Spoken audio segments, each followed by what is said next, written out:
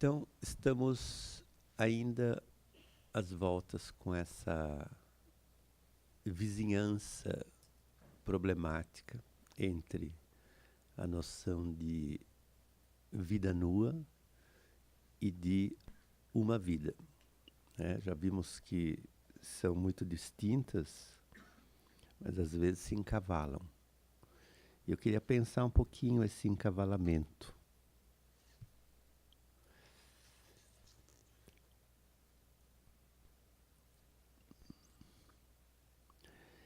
Porque, olha só, eu não vou falar assim mais da noção de corpo sem órgãos, que é muito complicada, mas vamos dizer que o corpo sem órgãos é uma maneira de falar sobre uma vida. E todo desafio, quando o Artaud invoca o corpo sem órgãos, é porque ele está tratando de se livrar de tudo aquilo que aprisiona um corpo. Todas essas camadas, quer dizer, um corpo que não aguenta mais tudo aquilo que o aprisiona, por dentro e por fora. Então, a invocação de um corpo sem órgãos é uma recusa dessa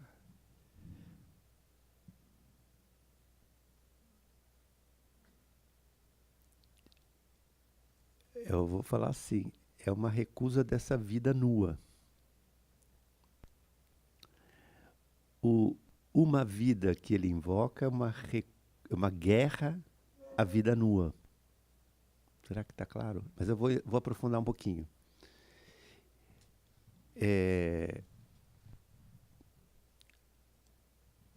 O autor que eu não sei se eu mencionei, acho que não. Esse japonês, Kunichi Uno. Falei dele ontem aqui, não, né? Mas ele fez uma tese com o Deleuze sobre Artaud, chamado A Gênese de um... Não, não chama assim, não. Ele fez uma tese. Depois ele escreveu um livro que só foi publicado por nós aqui no Brasil. Não foi publicado na França, é absolutamente inédito no planeta todo. Chama-se A Gênese de um Corpo Desconhecido. É um livro maravilhoso, que amanhã estará disponível, porque a N-1 é só amanhã que chega.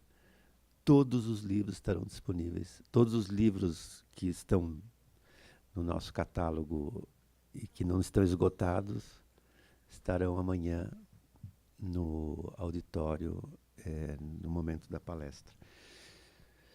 Então, o livro chama-se A Gênese de um Corpo Desconhecido.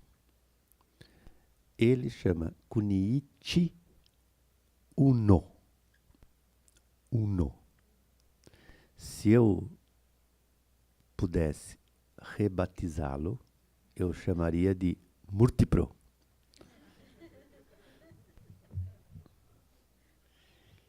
É uma graça de pessoa, ele vem para o Brasil em outubro. E o que tem de interessante nesse livro, A Gênese de um Corpo Desconhecido, é que ele tem toda a bagagem do Artaud e de autores malditos lá, franceses, Jean Genet, etc., com quem o início do Butô no Japão dialogou fortemente. O dançarino começou, o Butô foi o Hijikata, e era grande leitor de Artaud, de Jean Genet, etc. E o Kunichi, que foi aluno e interlocutor do Deleuze, que foi amigo do Hijikata, que acompanhou esse diálogo entre uma certa literatura francesa e a dança contemporânea japonesa, e que escreve com muita delicadeza, ele... Esqueci o que eu ia dizer.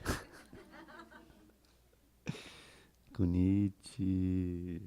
Esqueci o que eu ia dizer, mas então retoma o texto. É ótimo ter um texto que você volta, né? Uma âncora.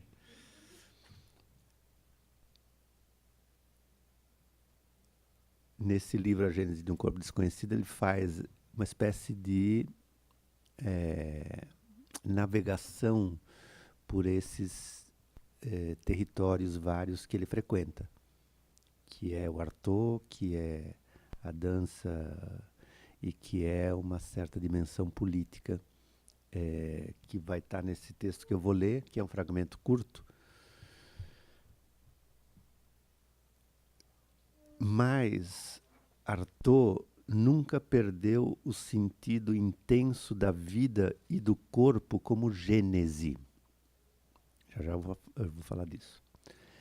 Como autogênese, ou como força intensa, impermeável, móvel, sem limites, que não se deixaria determinar nem mesmo pelos termos como bios ou zoé.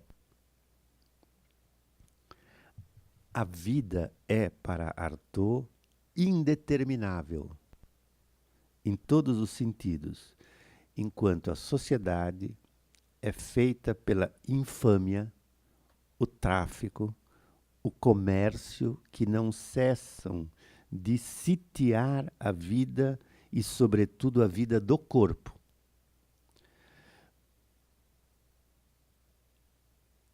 E num outro momento, a gente poderia retomar esse moto do Nietzsche de meditar essa frase genial do Artaud. Eu sou um genital inato. Ao enxergar isso de perto, isso quer dizer que eu nunca me realizei.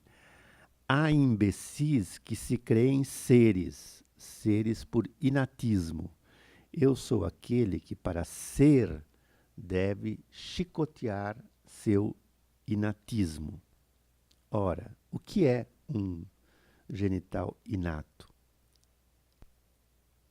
Quer dizer, a leitura do Nietzsche aqui é assim: Artaud é aquele que, para nascer, precisa se chicotear. Porque ele precisa nascer de novo, de outro jeito, não desse, em que o corpo dele já está preso por todas essas determinações históricas, políticas, biopolíticas. Então, eu já vou retomar o texto do Nietzsche, mas antes disso, há uma passagem curiosa na biografia do Beckett. Ele vai ouvir uma palestra do Jung. E o Jung descreve um caso clínico. E no final, ele conclui: o fato é que essa paciente nunca nasceu. E o Beckett leva para casa essa frase e ele transporta isso para o contexto da sua obra. E ali ele diz, ele constrói um eu que não nasceu, escrevendo sobre um eu que já nasceu. Um eu que ainda não nasceu fala sobre aquele eu que já está aí, presente. Ora, é a recusa, digamos, isso que se junta com o Artaud, há uma recusa em relação ao nascimento biológico. Mas essa recusa não quer dizer eu não quero viver. Esse corpo não me basta. Ou este corpo precisa nascer de novo. O tempo todo. Sempre. Então, esse genital inato é a história de um corpo que recusa que coloca em questão o seu corpo nascido, com todas as suas funções, os seus órgãos, os representantes das ordens, porque um corpo não é apenas... O corpo, ele é terminal de uma rede imensa, né, de instituições, de tecnologias, de objetivos. Então, tem zonas que correspondem a cada uma dessas funções, zonas reprodutivas, outras produtivas, tem de tudo, né? Então, é, como desafiar esse corpo já existente, com todas as suas determinações sociopolíticas,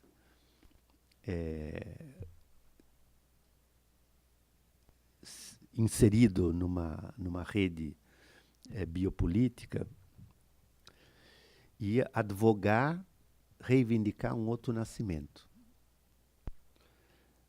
Quer dizer, é a recusa de um nascimento em favor de um outro autonascimento. Eu sei que parece psicótico isso. E talvez seja um pouco. Talvez nos falte um pouco de psicose. Então, essa recusa do nascimento em favor de um autonascimento não equivale ao desejo de dominar o seu próprio corpo, mas sim de recriar um corpo que tenha o poder de começar de novo. E o Kunichi Uno diz isso: a vida é este corpo, desde que se descubra o corpo em sua força de gênese. E desde que, ao mesmo tempo que se descubra no corpo a sua força de gênese, a força genética de poder nascer de novo, é preciso também que, ao mesmo tempo, o corpo se libere daquilo que pesa sobre ele como uma determinação. Aí, eu diria, uma guerra à biopolítica. Percebe como o corpo não aguenta mais. Ele não aguenta mais este corpo que lhe foi dado, sobredeterminado, né? E ele como que precisa, nessa guerra, não tanto ao corpo, mas aos poderes que esculpiram este corpo, dar lugar a essa força de gênese de um outro corpo.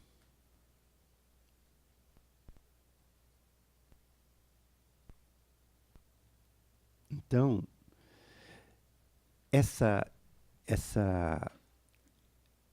esse corpo que pode nascer de novo e nascer de novo o tempo todo,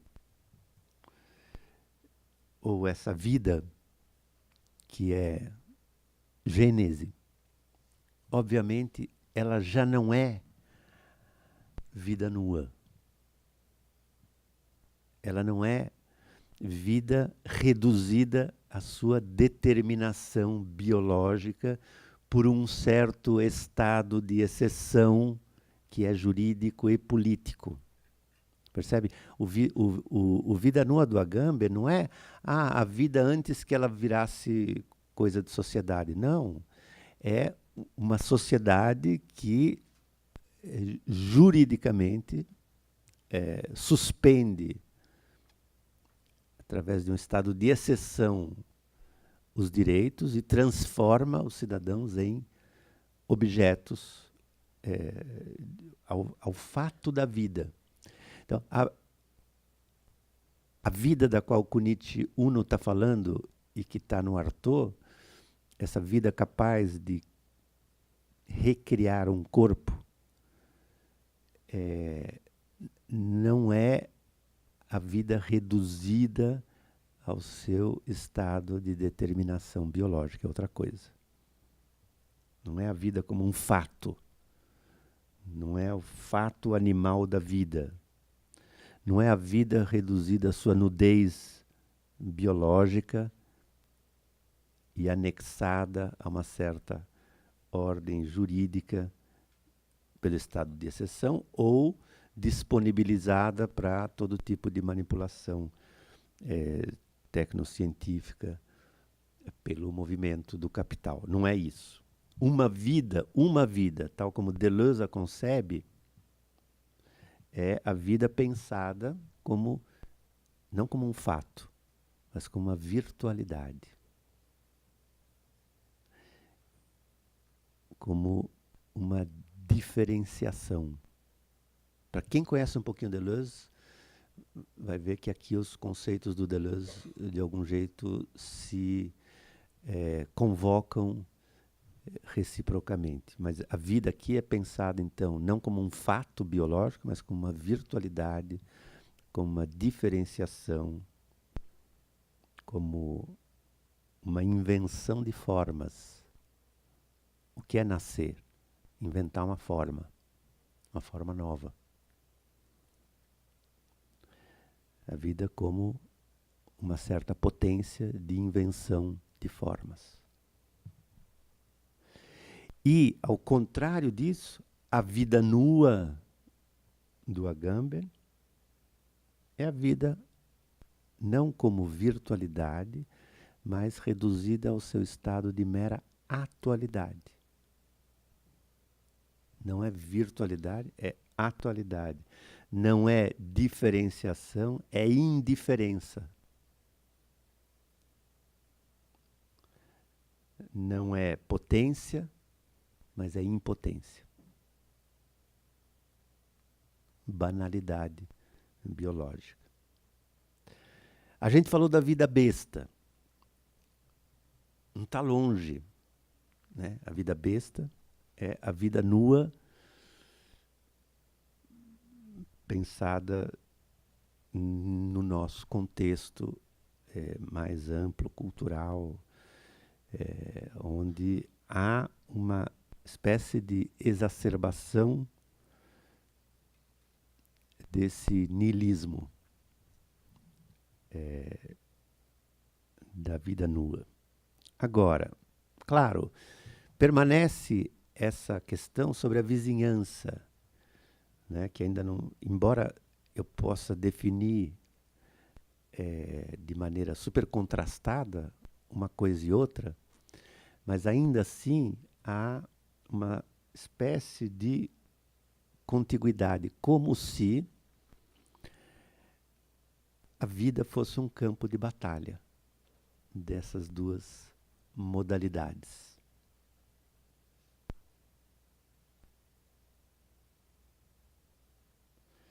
Eu diria que às vezes, eu sei que é uma hipótese assim, que vale uma hipótese, você pode jogar fora.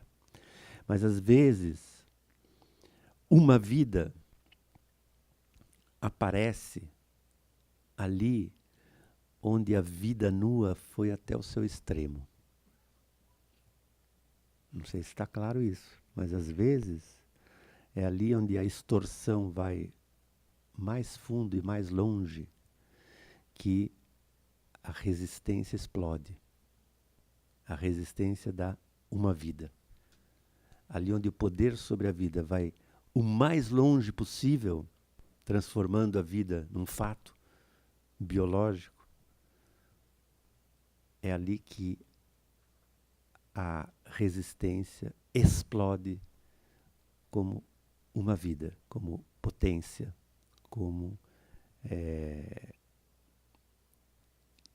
virtualidade pura.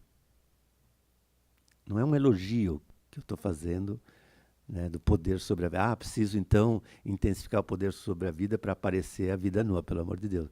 Nada disso. Mas talvez há algo nessa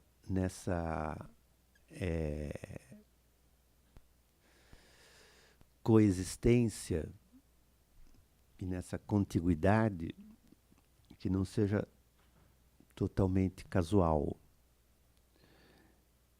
Quer dizer, eu diria assim, se aqueles que melhor diagnosticaram essa vida bestificada, Pensemos assim, vamos de Nietzsche até Artaud, por exemplo. Mas de Artaud até os jovens secundaristas.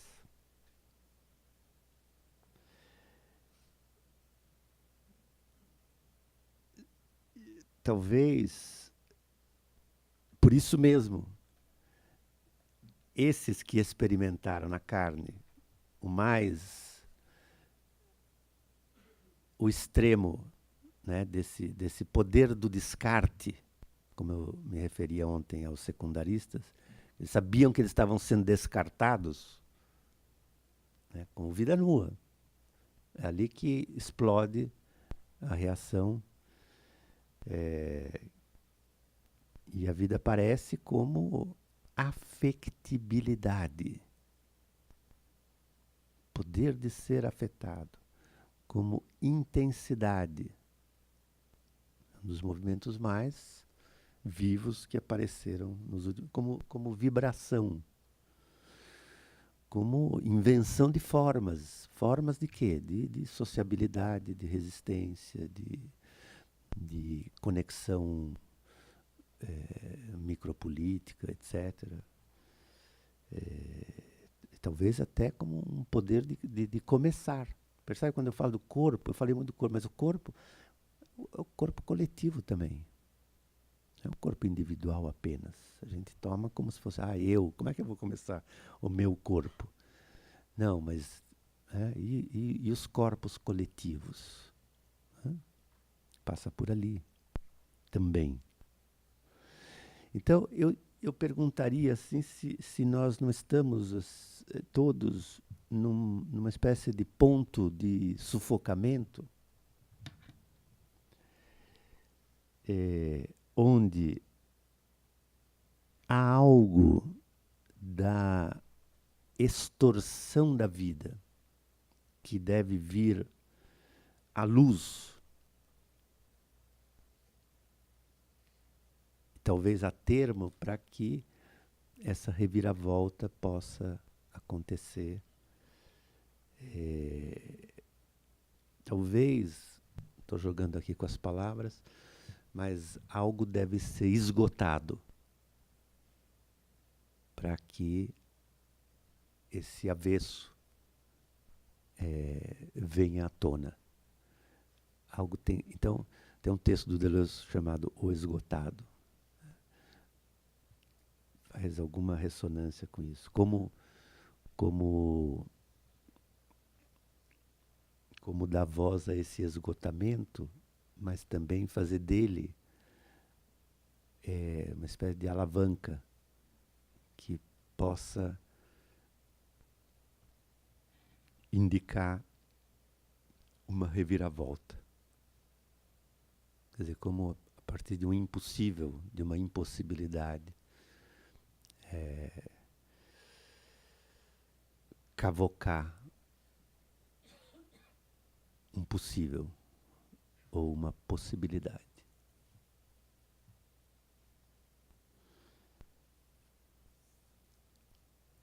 Eu tenho uma pergunta para vocês. Se eu continuo ou se a gente faz uma roda de perguntas? Levanta a mão quem acha que a gente deve... que eu devo continuar falando sem interromper para perguntas. 1, 2, 3, 4, 5, 6, 7, 8, 9, 10, 11, 12, 13, 14, 15, 16, 17, 18, 19. Tá, 20, 21. Levanta a mão quem acha que é o momento de abrir para perguntas. Levanta bem alto, hein? Senão não vejo. 1, 2, 3, 4, 5, 6, 7. Ih, vocês perderam. Mas sabe o quê? Como a gente está em Minas Gerais, a gente vai fazer uma composição. Então eu vou falar um pouco e depois eu abro. Obrigado.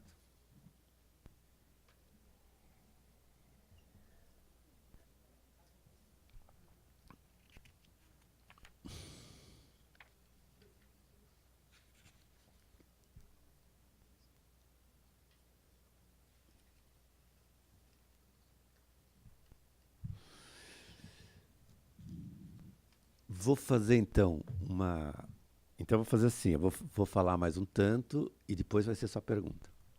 Porque as perguntas vão ajudar a gente a desdobrar as várias linhas aí.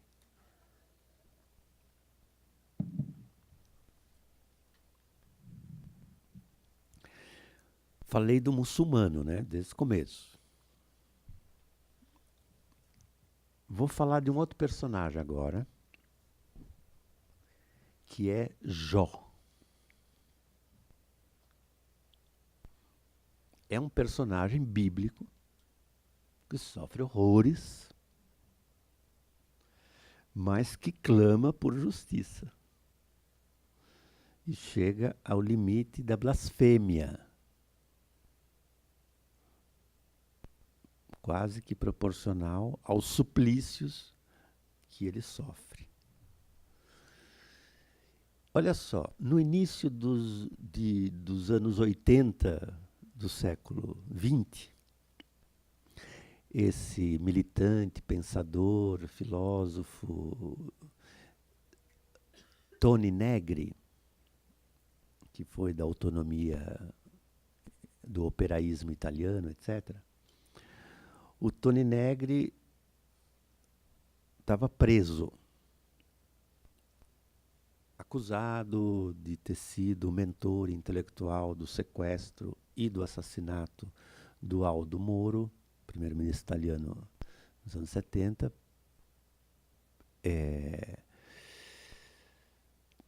E, portanto, a história do Toni Negri é marcada por essa acusação. O Aldo Moro foi morto pelas Brigadas Vermelhas e o Toni Negri sempre foi responsabilizado por ter sido o mentor intelectual desse assassinato.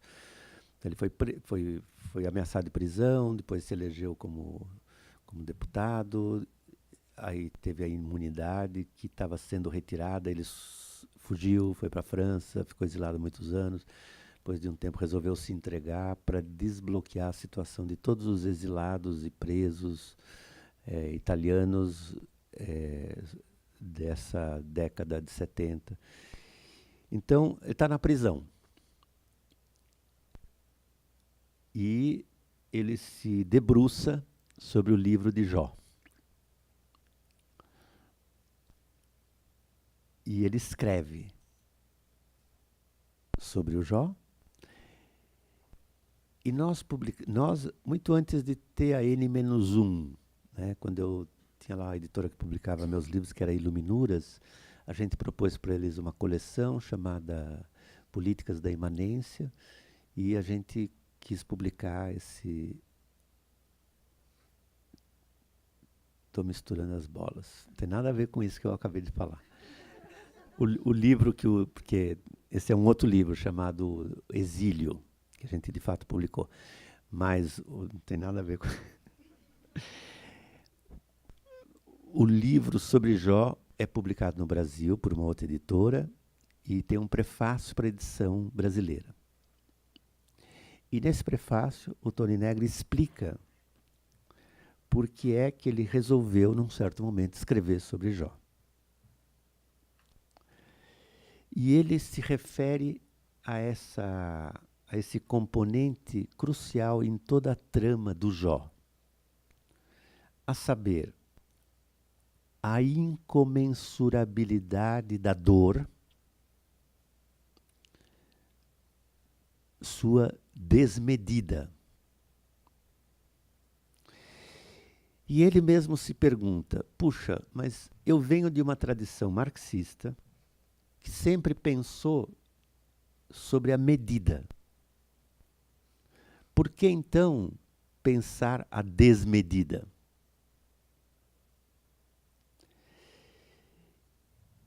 E a resposta dele é que cada vez mais, hoje, são postos em xeque as medidas, aquilo que é mensurável, as medidas do trabalho, as medidas da razão, as medidas da razão de Estado. A gente está experimentando na pele isso hoje. O que o Negri quer dizer que há uma crise da medida. Eu leio para vocês o fragmento dele. Foi somente em 1968 que eu percebi, maravilhado, que uma grande mutação da fortuna do homem e do destino era possível e poderia, assim, abalar qualquer medida do mundo. Perguntei-me em seguida se essa percepção tão aguda da crise da medida e das leis que a estruturam não teria sido capaz de abalar minha razão a ponto de levar-me, com alguns amigos, ao enfrentamento revolucionário contra o Estado. A história acabou mal e eu estava na prisão. E, no entanto, houve algo de sólido e verdadeiro em nossa rebelião. Portanto, quando respondo à questão sobre por que nos rebelamos, digo que o que estava em jogo na época era a razão ou a medida. Ele vai se explicar. A mutação do trabalho, que estava na base da derrota do movimento operário e da degradação de seus partidos, baseava-se na ruína da medida de valor. Bom, isso é muito complicado de explicar, mas eu vou passar muito rápido. Mas é que tudo aquilo que nos ancorava, medidas, por exemplo, o valor de uma mercadoria se dá pelo tempo de trabalho. Isso tudo foi para a cucuia, porque já não há relação entre tempo de trabalho investido e valor de uma mercadoria. Por quê? Amanhã eu explico. Mas, quer dizer, tudo que era mensurável se tornou incomensurável. Há algo da medida que ruiu. A ruína das leis da medida era algo que abalava o mundo em profundidade. Agora, olha só, a ponte com Jó. Eu adoro essas pontes transplanetárias. É o mesmo planeta, mas é outro, né? Ele diz assim, Jó foi leal a todas as medidas que regulavam o mundo regido por Deus. Os operários foram leais a todas as medidas que regulavam o mundo regido pelo capital. Mas agora a medida explodiu. Jó protestava contra a medida e sofria a dor da incomensurabilidade da vida. Mas agora a medida foi pelos ares. O que tudo isso tem a ver com a minha ânsia de libertação? Tem a ver com uma pequena, simples, mas profunda razão. Valia também para mim, assim como para o movimento operário, a experiência vivida por Jó. Ou seja, a dor da incomensurabilidade e a consequente descoberta de que só a paixão da criação poderia responder à derrocada da medida. Lá onde as velhas medidas caíram, era preciso criar novas. E a partir daí, a paixão residia inteiramente na capacidade de mover-se com alegria para além da medida. As medidas ruíram. As leis que regiam o mundo também ruíram em favor de uma desmesura.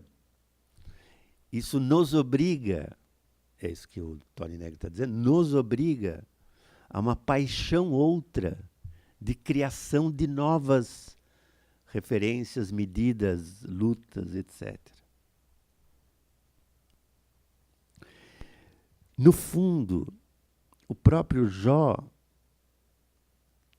acaba se tornando sem medida, desmesurado no seu protesto. É aquele que contesta as razões do poder, aquele que suspeita do poder da razão, aquele que sente em torno de si uma tragédia que já não pode ser dominada por ninguém, já que a tragédia ela mesma domina todas as perspectivas. Tem algo a ver com o nosso momento. A tragédia domina todas a gente já não sabe como né? Há uma desmedida do poder que extrapolou todas as regras, leis e medidas e valores vigentes e que nos deixa à mercê de uma desmedida. E é como se isso cobrasse de nós uma outra desmedida. Não uma passividade, nem uma resignação, e nem um mero espanto, mas outra coisa. Quer dizer, Jó é aquele que vive na carne o fato de que a medida voou pelos ares. Jó é aquele que vive na carne o fato de que a medida que regula a nossa vida já é desmedida. Então, é curioso porque Negri é um otimista, incurável. Uma vez num programa de televisão, Roda Viva,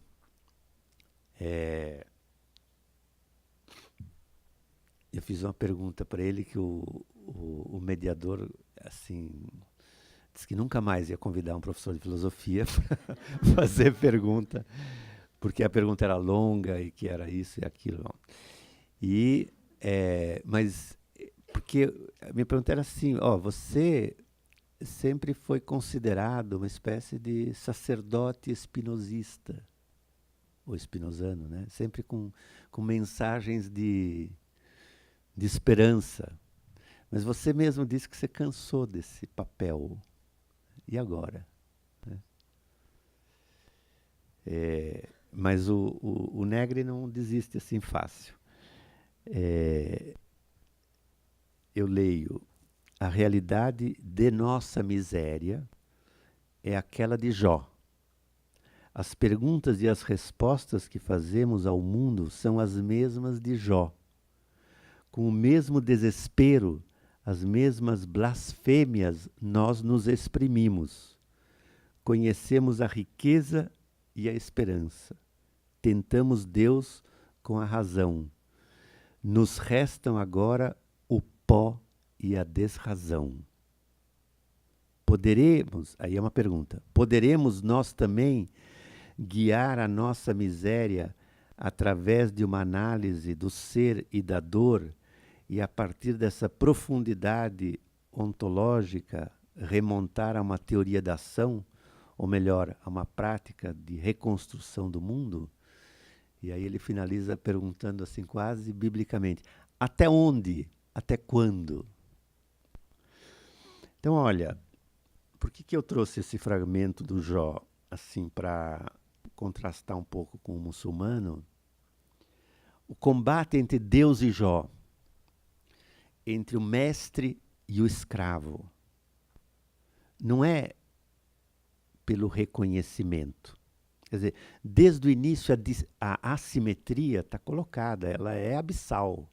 Assim como desde o início a assimetria entre o capital e o trabalho está colocada. E não pode haver dialética que encubra essa assimetria. E para o Negri, a Jó só resta partir da materialidade da sua dor para enfrentar esse excesso divino, essa hybris. Embora Deus tente provar que o caos é cosmos, quer dizer, que essa desmedida é uma ordem, que a injustiça é justiça, ressoa totalmente, né? A injustiça é justiça, né? Embora Deus tente provar que a desmedida é medida, e assim reitera o seu poder infinito, Jó não pode aceitar essa transformação do terror em cosmogonia. Daí todo esse processo através do qual o Jó transfigura a dor, a sua, ele recusa o juiz, Deus, ele denuncia os valores que esse Deus tenta reiterar, e ele se recria. Ou seja, já que não há juiz crível, digno de credibilidade, é preciso inventar uma outra justiça. Já que não há mais valores confiáveis, é preciso criá-los a partir do elemento mais terreno.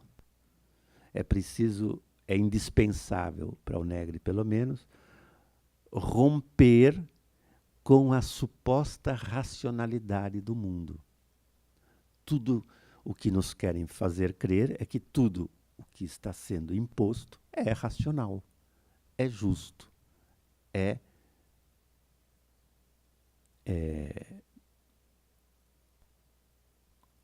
pertinente.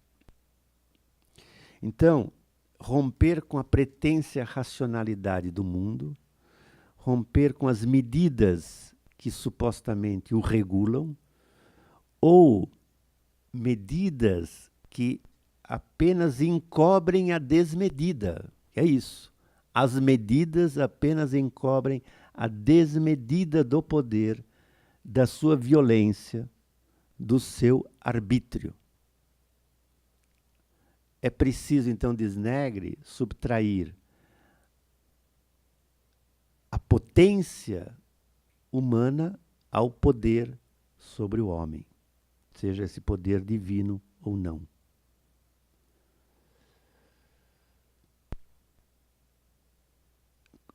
Se antes, por exemplo, o trabalho era medida e era mensurável, o valor do trabalho era mensurável, tudo muda quando o trabalho se libera da régua do tempo.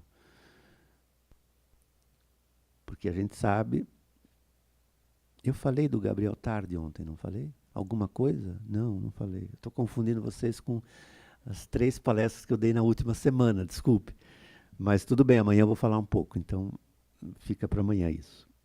Então, ou seja, há uma, digamos assim, livre do mestre e de uma teodiceia, de uma justificação divina da injustiça, livre, portanto, para uma certa criação de outros valores que já não se submetam a essas medidas supostamente vigentes, é preciso abrir-se, diz o Negri, a partir da própria desmedida para um outro tempo. Essa é a ideia do Negri nesse livro. Um outro... Não tem Jó resignado, não tem Jó paciente, mas tem Jó impaciente, em que a partir da sua dor se enseja uma outra comunidade. Porque diz o Negri, a dor nunca é individual. E essa frase é central. A dor é uma chave que abre a porta da comunidade. Todos os grandes sujeitos coletivos são formados pela dor. Pelo menos aqueles que lutam contra a exploração do tempo da vida por parte do poder. Aqueles que descobriram, diz o Negri, o tempo de novo como uma potência. A dor é o fundamento democrático da sociedade política, na mesma medida em que o medo é o seu fundamento ditatorial.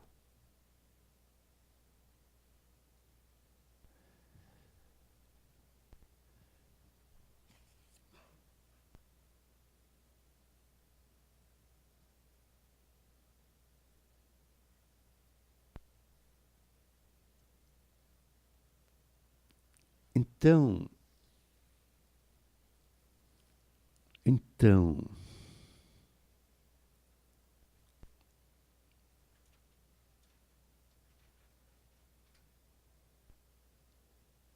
é isso. Não, não é para bater palma. Agora começam as perguntas.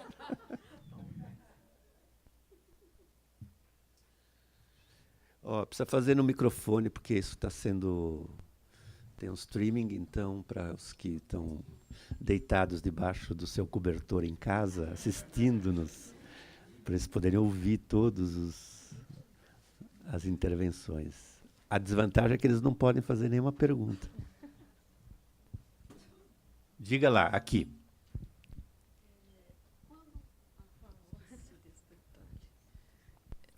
Quando você fala, né, do muçulmano e dessa vizinhança da vida nua com uma vida, eu fiquei tentando pensar numa imagem que materializasse um pouco essa reflexão. E aí chegou uma que não saiu mais da minha cabeça, inclusive quando você apresenta o outro personagem, que é Jó, que eu acabei percebendo uma vizinhança entre o muçulmano e Jó, que é o filme O Filho de Saul. Você chegou a assistir o filme? Esse filme, aí, na medida que você ia falando, esse filme veio na minha cabeça e ficou materializando essa reflexão. Queria saber o que você acha disso. Não, eu queria saber o que você pensou a respeito. Por que esse filme te veio? O que você pensou? Pois é, primeiro porque o protagonista ele é um muçulmano, né? Tá, assim, até óbvio demais, porque está em Auschwitz, né? E é aquele que não foi escolhido para morrer, mas para trabalhar. E, na medida que, quer dizer, ali é uma dor absoluta também, é a vida nua radicalmente, e ele vê aquele jovem, né, e decide, então, enterrar. Ele, naquele meio do nada, ou seja, a qualquer hora ele ia ser morto também, ele encontra uma meta e começa a lutar ali por aquela meta, o desejo de enterrar aquele jovem, que ele não fosse cremado junto com todos os outros. E vira, né, aquela luta dele com aquele corpo. E os outros falam, mas você não tem filho? Você não tem filho? Né? E é interessante porque, após a sessão, eu estava no banheiro e escutando umas mulheres conversando sobre o filme. E uma muito irritada com o personagem, dizendo, mas ele põe em risco a vida de todos por conta de uma loucura da cabeça dele. Então, assim, e aí eu vi aí essa vizinhança, ou seja, do nada, do absoluto nada, ali nasceu alguma coisa, um desejo, né, desse personagem de enterrar esse corpo. E assim também eu fiquei pensando em Jó, porque também é a desmedida, né, absoluta ali naquelas relações, e também algo surge ali dentro desse personagem. Né? Não sei. Eu não tenho nada para acrescentar, porque foi brilhante o que você colocou sobre o filme. E acho que você usou essas noções da maneira mais precisa e aguda possível. Eu te agradeço pela tua contribuição.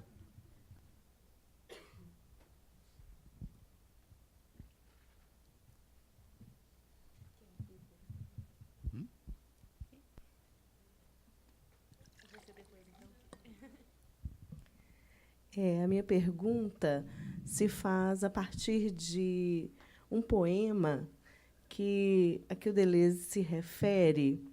É um poema do D.H. Lawrence sobre o bebê tartaruga. Nesse poema, ele fala desse corpo que nasce, né, olha ao redor, percebe uma incomensurabilidade, né? Mas é tão frágil.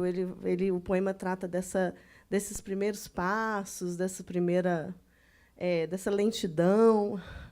Então, a minha pergunta, até o momento em que o bebê eles, no fim, né, ele levanta a cabecinha e olha para o mundo, né? Eu queria saber se a gente pode pensar essa metáfora, essa imagem, como uma forma de conectar, né, com a arte, seria esse o corpo da arte, do artista, do escritor, né, do cineasta, os nossos, né, esse corpo desse bebê, tartaruga, nesse movimento intenso e, ao mesmo tempo, lento. Eu queria só que, se fosse possível, fazer essa relação. Obrigada. Olha, esse bebê é aquele que, apesar da sua aparente fragilidade, teria força de arrebentar os paralelepípedos. Então, tem nessa imagem essa ideia a qual a gente se referiu, que o bebê é pura potência.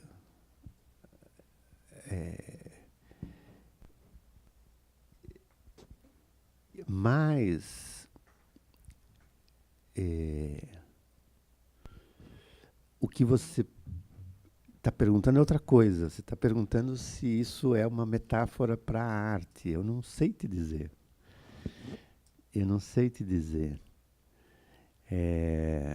O que eu posso te dizer, a partir de pequenas, digamos, fragmentos de cruzamento que eu tenho com artistas que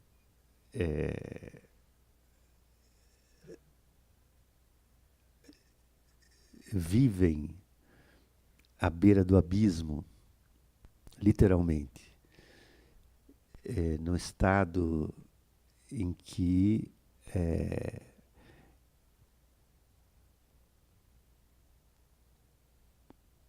eu mal consigo entender como é que eles conseguem continuar.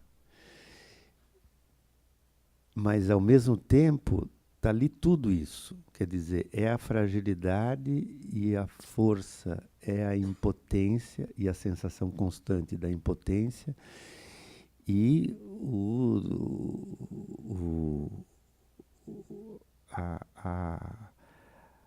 a criação de um possível a partir da impotência, né? Eu acho que esse limite está colocado em situações muito diversas, como quando a gente se depara com uma muralha e o nosso repertório de possíveis não funciona. Nada daquilo que a gente antes usava já não funciona.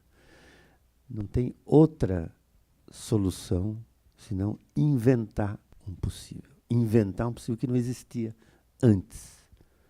Então, essa conjugação entre a impossibilidade e a criação de um possível, acho que talvez atravesse algum desses campos aos quais você se referiu.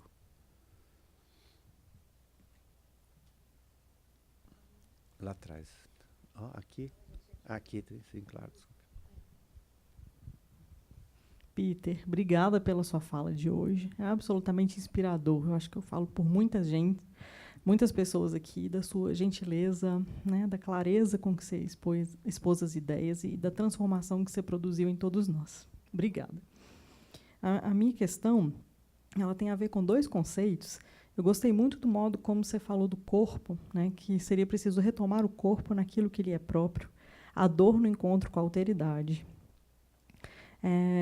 Fiquei pensando se a gente poderia traçar uma relação com o conceito de rosto no Levinas, nessa produção desse encontro, na acolhida do outro, de uma ética da responsabilidade, né? E se o rosto abalaria essa indiferença.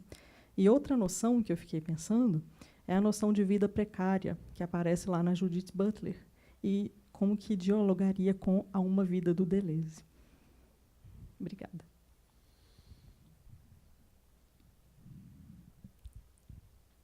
curioso,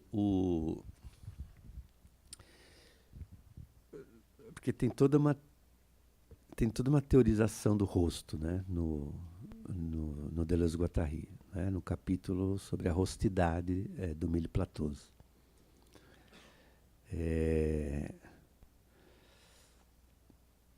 Vou fazer um pequeno desvio.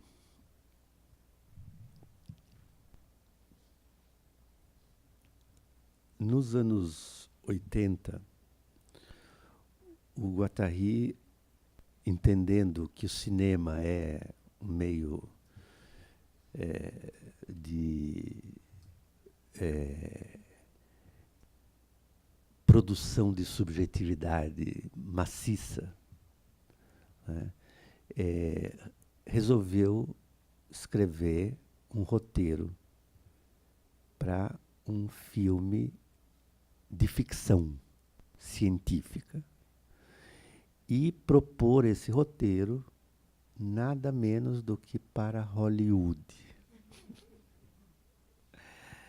Uma delícia. O cara já tinha, né, uma trajetória de vida toda reconhecida ou não, mas enfim. E aí,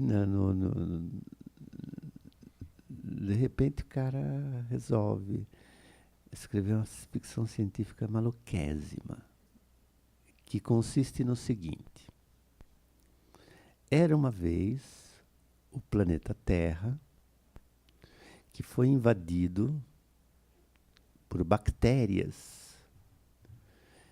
minusculíssimas, como são as bactérias, mas não é bactérias, na verdade, foi invadido por seres minusculíssimos, menores do que qualquer elemento detectável, cujo nome era...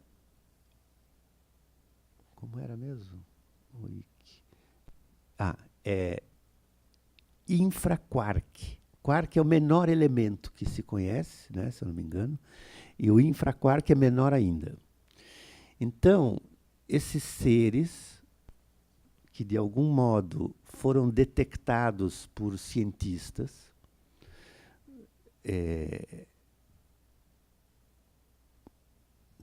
estão no planeta Terra, e um deles se apaixona por uma mulher. E ele quer ter uma história com ela, mas ele não sabe como, porque o tamanho dele não permite nada. No entanto, esses seres são inteligentíssimos. E para eles, as equações de Einstein, tudo isso é café com leite. Eles são muitíssimo desenvolvidos do ponto de vista tecnológico. Mas o que interessa a eles, que eles desconhecem, são essas coisas como poesia, paixão. Eles não sabem o que é isso. Então eles ficam, assim, ao mesmo tempo, tudo aquilo de que os homens se orgulham, para eles é desprezível, esse desenvolvimento tecnológico é uma bobagem para eles, porque eles já se comunicam de outras formas e têm poderes extraordinários, mas isso os desconcerta. Então ele está ali apaixonado, não sabe o que fazer muito com isso, resolve então montar, criar para si um rosto, criar para si um corpo que pudesse representá-lo diante dessa mulher. Mas ele não sabe o que é um rosto humano, não sabe como... Então ele tem lá ele tem os cálculos estatísticos, então ele junta todos os rostos humanos e produz uma média e faz um desenho padrão, e aquilo ele joga nos monitores do planeta inteiro. De repente, os espectadores começam a ver ali um rosto meio fantasmático, eles não sabem do que se trata, e é o rosto dele se testando, né? E querendo, diante da mulher, Agora, depois tem um problema, porque ele fica enciumado desse rosto que, enfim, ele não sabe muito como lidar com a frustração, que a mulher não sabe se quer ou não quer, e etc. E depois tudo. E o final da história é fabuloso, porque ele toma um poder, porque ele tem poderes extraordinários de destruição de tudo, e ele pode, contamina a espécie como uma espécie de bactéria, através da qual os seres começam a ter um desejo incompreensível de água, mar, de ambientes imersivos. E pouco a pouco a população vai migrando em direção ao mar e vai abandonando a própria terra, né, e vai sofrendo uma mutação anfíbia e vão virando quase... Etc. A história louquésima. Mas o que acontece? Eu tenho um casal de amigos que vive na França, em Paris, são cineastas, e eles encontraram, por acaso, num arquivo do Guattari, num mosteiro lá que eu conheço, ex-mosteiro, IMEC, que é um centro de arquivos de vários autores, encontraram esse roteiro. E fizeram... O roteiro existe. Fizeram um levantamento e fizeram um filme sobre esse roteiro, não fazendo o filme do roteiro, mas fizeram uma espécie de documentário ficcional sobre esse roteiro que nunca foi filmado. Um filme que nunca aconteceu. E o filme que nunca aconteceu, mas eles conseguiram levantar as cartas que o Guattari tinha trocado com responsáveis pelo cinema francês. Tinha uma carta com Truffaut, tinha recusa de produtor, tinha aceitação, depois recusa de produtores de Hollywood. Um troço assim inimaginável, de onde não saiu absolutamente nada, né? Mas o prazer do Guattari imaginar um filme de ficção onde seres moleculares, micro, né, ficavam desconcertados diante... Bom, o que isso tem a ver com a tua pergunta? Eu não sei, eu preciso inventar uma ponte. Não, isso é porque eu achei uma brecha para contar a história, porque o filme... O filme é saboroso saber que um pensador que escreveu um monte de coisas que a gente frequenta teve essa maluquice, né? Mas olha, sobre o rosto, eu tenho minhas dúvidas, sabe por quê? Porque, claro, qual a ideia do Deleuze e Guattari sobre o rosto? O rosto é uma produção, não existe assim. Por exemplo, nas culturas primitivas, a cabeça é parte do corpo.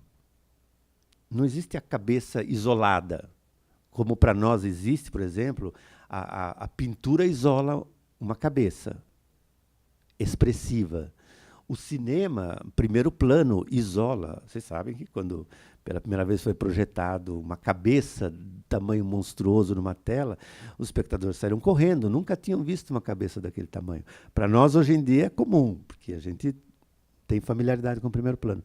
Mas, então, o rosto é uma produção social.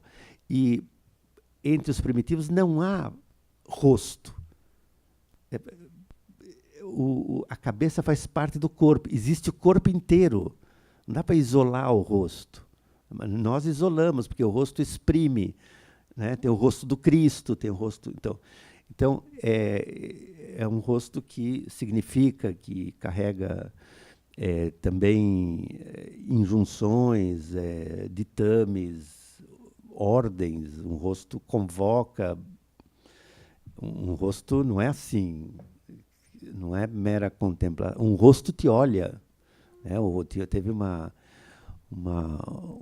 peça em São Paulo magnífica, não sei o quê, do rosto... Puxa vida, me fugiu. Mas no fundo do palco tinha uma pintura conhecidíssima, um Cristo gigante. Mas o rosto dele, assim, numa pintura,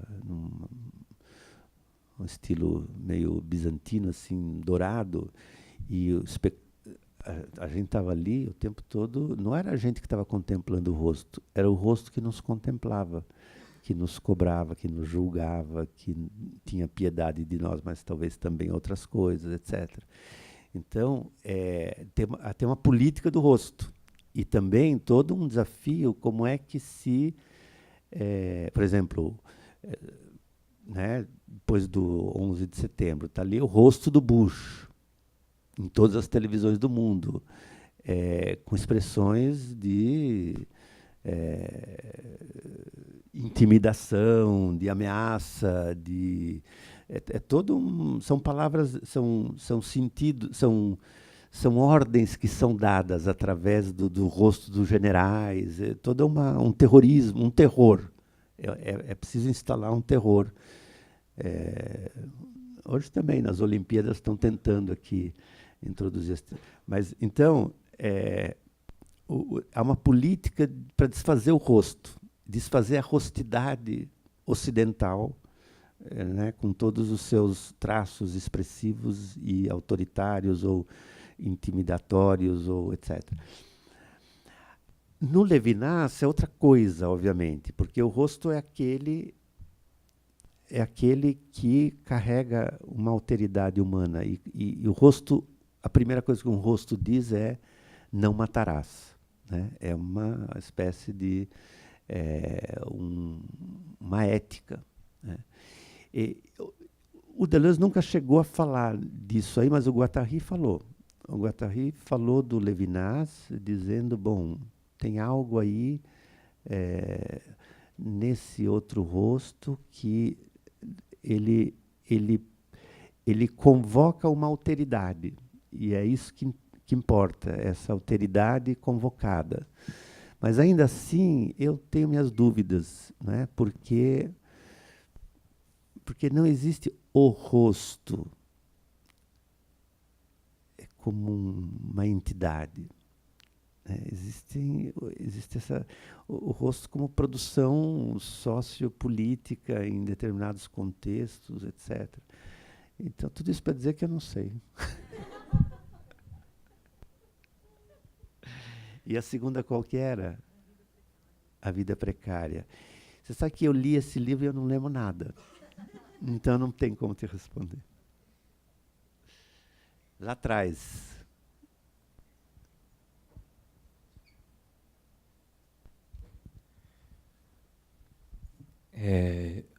Peter, primeiramente eu acho que eu preciso te confessar que quando você fala de vida besta como uma expressão de vida nua, eu sinto um certo incômodo, porque para mim a ideia de vida besta me parece muito mais exatamente a exacerbação da vida nua e uma aproximação de uma vida do que exatamente uma correspondência da vida nua. Não entendi. Repete.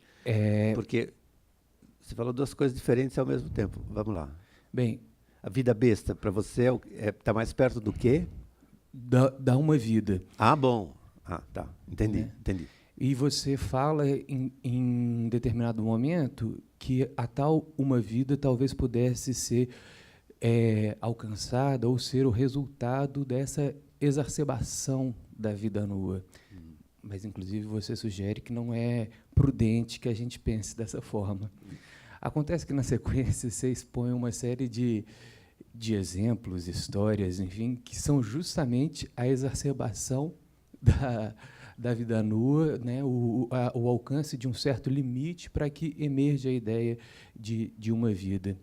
E, bem, isso me faz pensar, por exemplo, numa experiência recente pela qual eu venho passando, de observar jovens de favelas e jovens de ocupação. Os jovens de favela, onde já existe uma certa segurança ou uma sensação de segurança com relação à posse do terreno, parece um pouco menos vivaz do que o jovem de ocupação. O jovem de ocupação, ainda que quando você chega na ocupação você encontre condições ainda mais precárias do que na favela, você encontra uma vivacidade política, de ativismo, de militância e tal. Então, enfim, a minha questão é: nós conseguiríamos ver um exemplo ou uma situação de uma vida que não fosse a exacerbação da vida nua? Muito boa a sua pergunta. Então, para a primeira questão, você tem toda a razão. Eu, talvez porque não fui criado no mato, ou perto do mato, ou num lugar diferente do que a selva paulista, para mim, o sentido de vida besta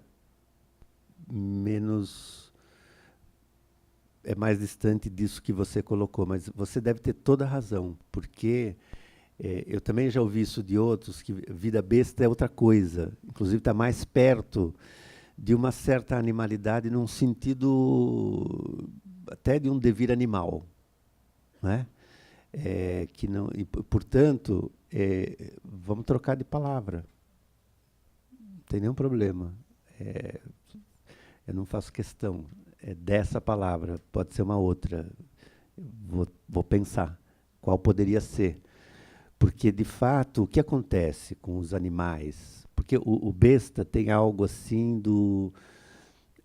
da besta, da animalidade, não da burrice, né? Não sei. Da bestialidade.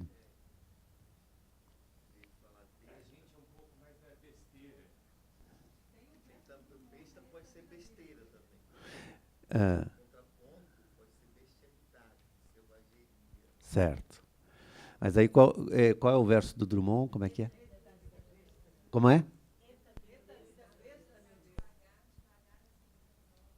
Mas é jubilatório ou não? Então. Mas não é de condenação nem então tá certo. Essa expressão não serve. Pode ter, mas tem essa ambiguidade, né? Então talvez não sirva tanto. Mas aí é só inventar uma outra palavra, pôr no lugar que a gente resolve essa questão. Porque só ainda um elemento sobre a animalidade. O que acontece? Em geral, há entre os filósofos há uma certa racionalidade, assim, um desprezo, né, do animal. Né? E o Deleuze não tem nada disso. Quer dizer, eu falei ontem do animal como a primeira palavra lá do abecedário, e o animal, o devir animal, toda uma reativação de uma dimensão animal que para Deleuze, quase que um desafio do pensamento. Né? E como o vida besta tem um sinal negativo, talvez isso confunda um pouco. Eu uma vez fiz uma pesquisa sobre animalidade, assim, eu vi que tem um catatal desse tamanho sobre a questão dos filósofos e os animais, né? E é um estudo, assim, exaustivo. E tem uma nota de rodapé completamente, assim, fora da curva, que a mulher, Elisabeth de Fontenay, ela fica indignada com o modo em que o Deleuze eleva o carrapato a uma dignidade ontológica maior, entendeu? Porque realmente para o Deleuze o carrapato é um pequeno exemplo sobre os afetos. Como define um ser, um indivíduo? Pelos seus afetos. Quais são os afetos de um carrapato? Né? Busca luz, espera anos na floresta infinita até que ele sente o cheiro do mamífero, depois ele se desprende, toque, faz o seu festim com o sangue e morre, está tudo certo. São 3 afetos. Mas para ele isso é divino, assim, né? E aí está lá, Elisabeth de Fontenay acha que isso é uma espécie de desqualificação do pensamento, elevar o carrapato a esse... A segunda questão, me relembra. Ah, isso, já sei. Ótimo. Não, a segunda questão é excelente, porque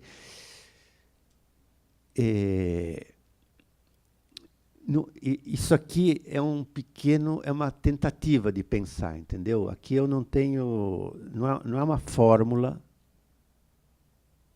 não é uma equação universal, não é nada disso. Portanto, é claro que eu, por exemplo, eu tenho os meus exemplos. Eu sei que há um estado de catástrofe desmedida entre os loucos com quem eu trabalho, que, de algum modo, como dizer, abre a via para a manifestação dessa uma vida. Essa catástrofe não é simplesmente interna, ela é produzida socialmente, historicamente, familiarmente, do que você quiser. Quer dizer, é biopoder massacrando, né? É uma tentativa de transformar uma certa população em nada, né? A história da loucura é isso. É a tentativa de produção de vida nua, a partir de discursos desarrazoados, de desvios de conduta, de etc. Então,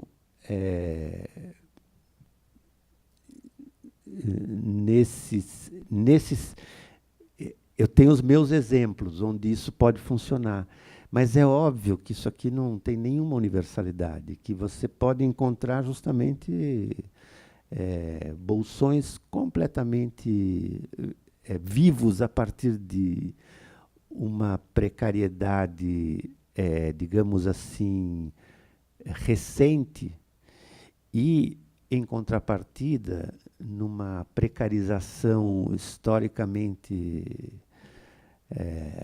tão arraigada, ter uma espécie de depauperação vital grave, claro.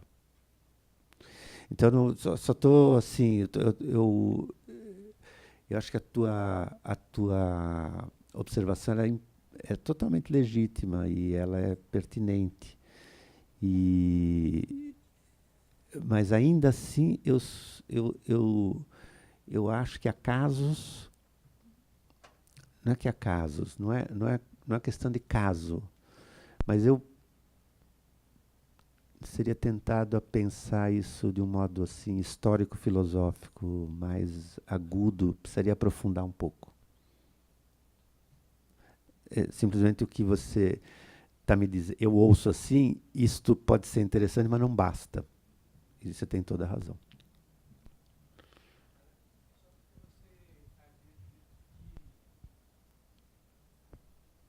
Desculpa, alguém posso Claro. Que você disse, e eu concordo com você, que talvez não fosse conveniente, prudente, oportuno a gente ter isso como o horizonte, claro, né? E a verdade é que, bem, talvez essa seja a pergunta que todos nós estejamos fazendo, assim, se isso não deve ser o horizonte, mas parece que a gente também está com... Qual é? Não, isso talvez não seja o horizonte, mas talvez isso faça parte do contexto. O horizonte, não sei se dá para colocar a questão do horizonte hoje como se colocava há 50 anos atrás. O horizonte não está lá na frente. Como a gente falou ontem, qualquer ponto deve ser pensado como um foco eventual ou virtual de reviravolta. Ao invés de... Porque o horizonte é assim,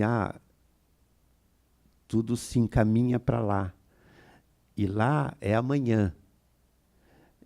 Então, tu tem que ser sacrificado em função desse amanhã que vem vindo, virá esse grande domingo da história, que talvez em favor deles se sacrificaram algumas centenas de milhões de pessoas nos últimos século e meio, entendeu? Então, o horizonte se deslocou, por assim dizer.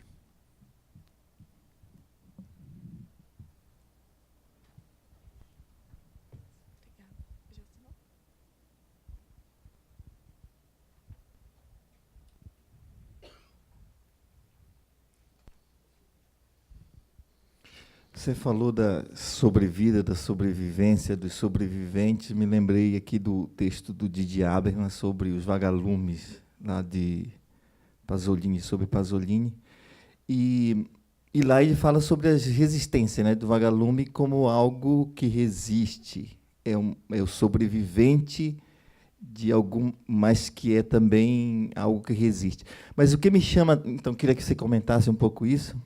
E um outro aspecto que me chama a atenção naquele texto, e que talvez seja só a minha impressão mesmo, é de que os refletores que faz com que o vagalume seja sobrevivente é necessário para isso. É necessário para que ele exista como sobrevivente. A sobrevivência vai dizer de algo que resiste mesmo. E ela só resiste como sobrevivente. Então, a sua lembrança é ótima, porque o exemplo dos vagalumes é maravilhoso, né? Esse livro, ele é de uma extrema sutileza e delicadeza, porque ele chama atenção para essas, eu diria, o uso que eu faço disso, né? Para essas existências, por assim dizer, entre aspas, menores, nesse limiar da visibilidade, que quase não aparecem, mas eu talvez não entenda exatamente assim a questão dos holofotes, porque o que fazem os holofotes, quer dizer, uma sociedade tão espetacularizada, ela ofusca a bioluminescência dos vagalumes. Então, ela os faz sumirem. Então, eu diria assim, seria preciso pensar o que é a produção. Isso não está no livro, mas eu acho que tem algo disso que se pode depreender. Será possível diminuir a luz dos holofotes? Será possível criar zonas de uma certa penumbra, onde os vagalumes possam, com a sua luz própria, embora minúscula, resplandecer? Então, eles, claro, são sobreviventes, mas que têm luz própria caso esses holofotes não a ofusquem, não é? Não sei.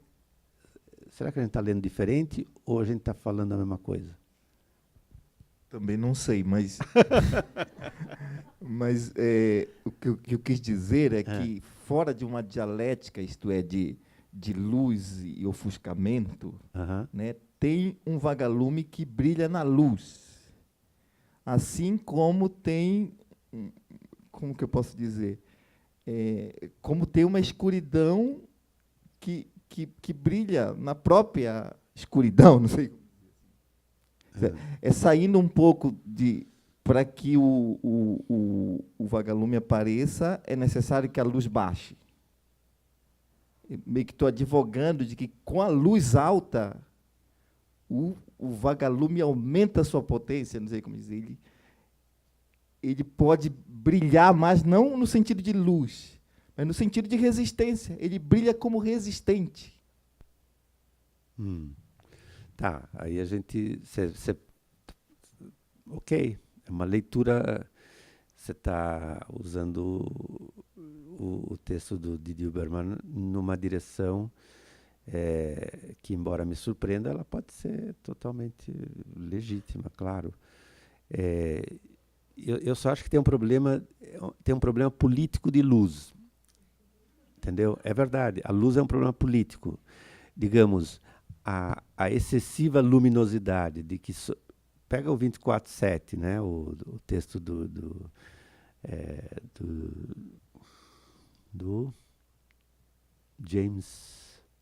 Jonathan Quarry. 24/7, é isso. O que é esse mundo que vai se tornando cada vez mais iluminado, luminoso, espetaculoso, transparente e que diminui as zonas de sombra ou de opacidade ou de sono, tempos de sono, e o que isso vai produzindo, que a produção é a produção de uma disponibilização integral do ser para o dia e para a produção. Então, eu pessoalmente acho que sim, há uma... Eu acho que nós deveríamos ter direito à noite, assim, reivindicar a noite, a sombra, a penumbra, e fazer baixar a luz dos holofotes significa pôr em xeque um certo regime de absoluta luminosidade e visibilidade que são imperativos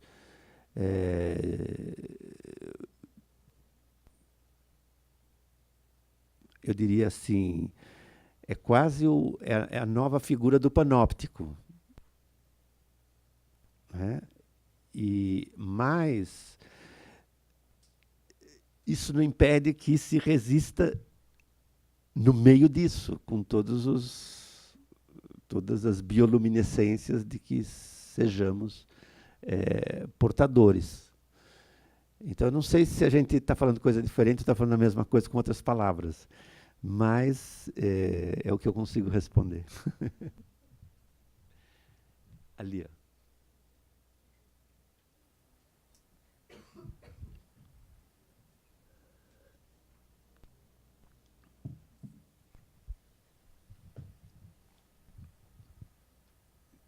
Eu queria fazer uma associação, talvez um pouco estapafúrdia, só para ver o que acontece. Bartleby, Uma Vida. Queria que você comentasse um pouco sobre essa possível associação entre Bartleby e essa potência de vida a que o Deleuze se refere. Não quer fazer você? Eu prefiro que você faça. Tá. Se possível. É totalmente possível, porque é justamente disso que se trata no Bartleby. Quem é essa pessoa? Ninguém sabe. Qual é a história dessa pessoa? Ninguém sabe. Tem pequenos indícios, minúsculos, mas é um ninguém, ou é um qualquer um. É alguém sem história, ou alguém sem família, ou alguém sem filiação, alguém sem passado ou sem futuro. É uma vida, né? E ele não diz eu. Não tem eu. É uma certa impessoalidade que, no entanto, com o seu quase nada, né? Aquela frasezinha minúscula e quase insignificante, é uma dinamite, ou é uma bomba nêutron, assim, que não é que mata as pessoas, mas ela desarma inteiramente a dialética reinante, né, entre trabalho, entre patrão e empregado, o paternalismo do patrão, quer dizer, o pai e o filho,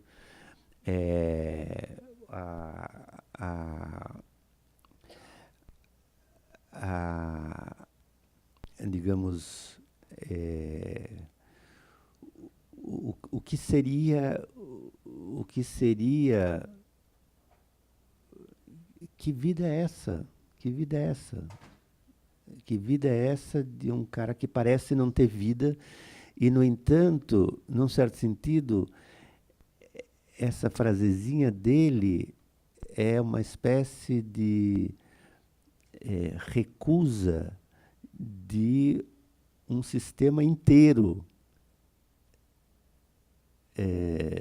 de funcionamento, de produção, de interlocução, de relação, de vínculo, de familialismo. Então, é tudo isso que está em jogo. Então, é muito bonito, porque eu acho que você tem toda a razão. Bartleby é uma vida, é um exemplo, talvez o mais tocante, né? Inclusive porque não se sabe quase nada dele, né? Isso é talvez mais interessante do que um cara com uma biografia toda, você se identifica, então é toda uma intersubjetividade. Não, ali é como se você esbarrasse, né, numa espécie de placa de vidro, assim, e é ali que tudo começa. Começa outra coisa, outra história começa ali. Diga lá. Não, você? Você?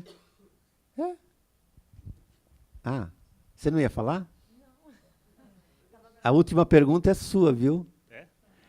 Então, 1, 2, 3 e depois você. Sim. É o que mando aqui. Vai lá. Vamos ver o que sai disso, né? Hoje você falou que algo deve ser... Não, que estamos num ponto de sufocamento, que algo deve ser esgotado para que tudo venha à tona. E ontem tinha sido falado sobre o capitalismo invadir as últimas esferas que ancoram a nossa resistência. Bom, eu vou colocar agora uma analogia que deve soar meio estranha, talvez, mas acho que vai soar melhor do que uma pergunta minha. Se você está na praia, assim, no mar, e fica tentando resistir contra a onda, se voltar à sua esfera de resistência, ou a onda te quebra, te joga, tá barroado para a praia, ou vem depois o retorno ali, te puxa para alto mar. Nenhum desses cenários são bons. Eu fico pensando se a coisa não é isso, de tentar voltar a um ponto de achar uma resistência, voltar a um ponto de ancoragem, ou se é sentir como é que é esse movimento do mar. E não quer dizer que então vai se deixar levar pela onda e achar que está tudo natural e tudo bom, não. Mas achando esse movimento, aí sim fazer o nosso movimento sobressair disso. Excelente. Eu vou associar a sua pergunta estapafúrdia com um autor estapafúrdio que, a meu ver, fez uma descrição muito instigante disso, que é o Franco Berardi. Franco Berardi é um militante desses italianos, dessa época aí, dos operaístas, embora ele tenha se desentendido com o Negri, mas ele continua muito ativo. Ele era amigo do Guattari. O que ele fez de muito interessante foi um dos iniciadores da Rádio Alice, que foi talvez a primeira, ou uma das primeiras rádios livres que mostraram o que é a força de uma mídia autônoma, né? E que potência tem uma voz livre. Agora, o Franco Berardi tem um livro chamado, não sei se ele chama assim o livro, mas a ideia é essa, do neuromagma. E a hipótese dele é simples, assim, nós estamos numa espécie de... A infoesfera em que nós vivemos nos impede de sermos racionais. Quer dizer, num certo sentido, nós somos bombardeados por impulsos psicoquímicos, diz ele, e é uma ilusão pensar que ainda nós decidimos conforme argumentos, né? Há uma espécie de caos em que toda a questão não é propriamente se contrapor, mas pensar como se navega. Tá? Então eu te remeto a esse livro para você aprofundar a tua intuição.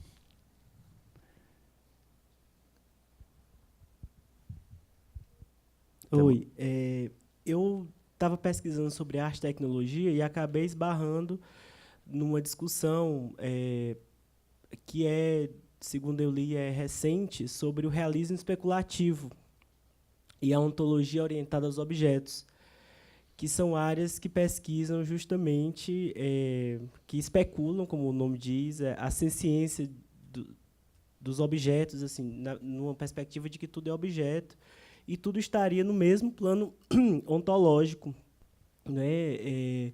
E aí, isso, na verdade, tem mais a ver com o dia de ontem, né? Porque você foi falando sobre a questão da tecnologia, eu me lembrando da Internet das Coisas, que é um documento escrito por uma associação, acho que é de telecomunicação, que é justamente que modela uma realidade em que o computador não existe mais e que tudo passa a transmitir e a sofrer interferências de transmissão, porque a nossa internet ela seria, na verdade, humana, não a das coisas. Ela funcionaria quase que de forma própria, assim.